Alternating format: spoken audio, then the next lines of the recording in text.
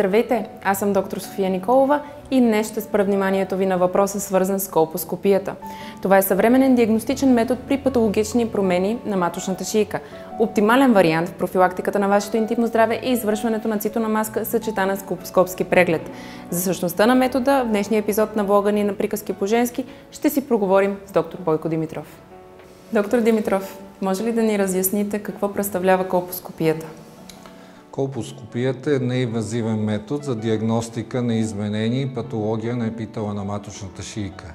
Това е метод, който е безболезнен и който дава много добра информация с цел ранно откриване заболяванията на шийката на матката. А кои са индикациите за извършването на този тип преглед?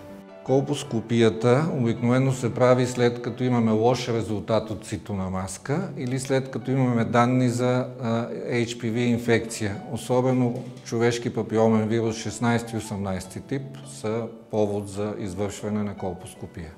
От каква възраст на жената се прилага този тип преглед? Всяка жена, която води полов живот, би следвало да прави редовни профилактични прегледи, включително и колпоскопия. Необходима ли е подготовка за този тип преглед?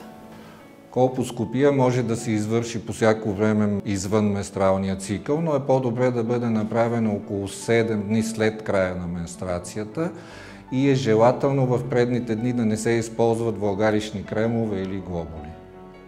Изчаква ли се резултат след колпоскопия? Колпоскопията е неинвазивно изследване, диагностично, което под формата на една оптична система може веднага да даде информация на лекара и в момента на прегледа да имаме данни дали се касае за патология или не. Когато обаче откриваме заболявания или рискови участъци, тогава е редно да се вземат допълнителни изследвания, най-често биопсия.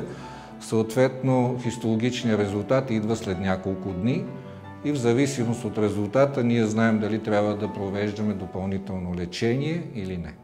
Скъпи дами, ако все още не сте планирали вашите рутинни прегледи при АГ специалист, не пропускайте да отбележите тази дата във вашия здравен календар.